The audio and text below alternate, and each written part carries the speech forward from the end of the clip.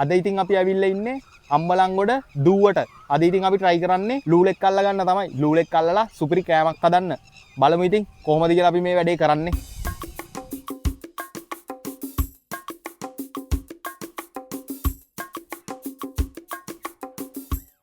අද ඉතින් අපි දෙන්න ලූල අල්ලන්න පාවිච්චි කරන්නේ මේ පන්නේ තමයි. මේ තින්නේ මේ විදියට පන්නේ හදලා අපි මුලින්ම හැම ගහලා පොඩි මාළු පැටියෙක් තමයි හැමට ගන්නෙ. කාවයියෝ තිබ්බනම් හොඳයි.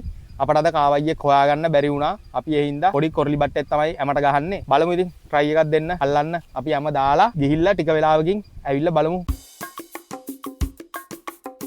අපි ඉතින් ওই විදියට දාලා මේක මෙතන ලීයක් තියෙනවා. ලීය ගැට ගහලා ගිහිල්ලා එනවා බලන්න. ටික වෙලාවක් තියලා බලමු ලූලෙක් ආවිද කියලා. අපි ඉතින් දැන් ටික වෙලාවකට පස්සේ ආවා අපේ පන්නේ බලන්න. එනවා අම්මට හුරු ආණ්ඩේ. කොහොමද ලූලා? සුපිරි වාණ්ඩේ. කොහොමද වාණ්ඩේ? අපි අල්ලපු පළවෙනි ලූලා. මේ තින්නේ ඉතින් මායි ප්‍රදීප් අයියයි අල්ලගත්ත ලූලා සුපිරිම සයිස් ලූලෙක්. ඉතින් අපි අද හවසට සුපිරිම ප්ලේස් එකකට ගිහිල්ලා මේ ලූලගෙන් සුපිරිම කෑමක් හදන්න තමයි හිතන් ඉන්නේ. බලමු මොකද වෙන්නේ කියලා. ලූලෙකුත් ඉන්නවා, කොරලි ටිකකුත් ඉන්නවා. සුපිරි කෑමක් හදන්න. මුලින්ම ඉතින් අපි ලූලවයි අපේ කොරලි ටිකයි සුද්ධ කරගෙන ඉන්න ඕනේ. මේ විදිහට තමයි ඉතින් ලූලව සුද්ධ කරගන්නේ.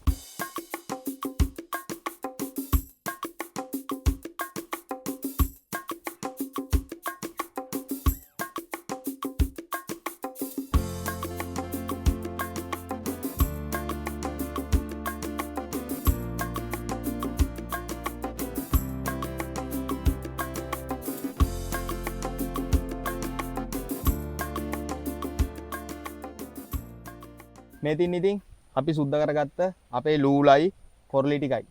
බලමු ඉතින් අපි කොහොමද කියලා මේ කෑම එක හදන්නේ. අපි ඉතින් දැන් සුද්ධ කරපු මාළු ටික මේ විදියට හොඳ වතුරෙන් හොද ගන්න ඕනේ.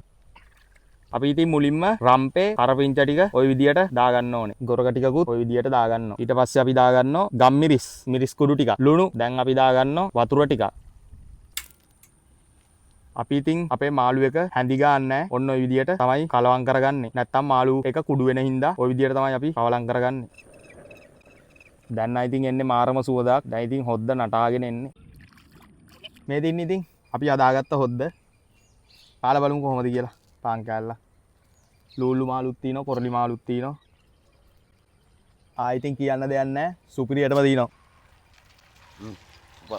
අද ඉතින් අපි දෙන්නම හොඳ වරුසාවකටත් අවු වුණා. හොද්දේ භාගයක් හදාගෙන යනකොට. එහෙනම් ඉතින් ආයෙත් දවසක මේ වගේ සුපිරි වීඩියෝ එකකින් හමු වෙමු. ජය වේවා.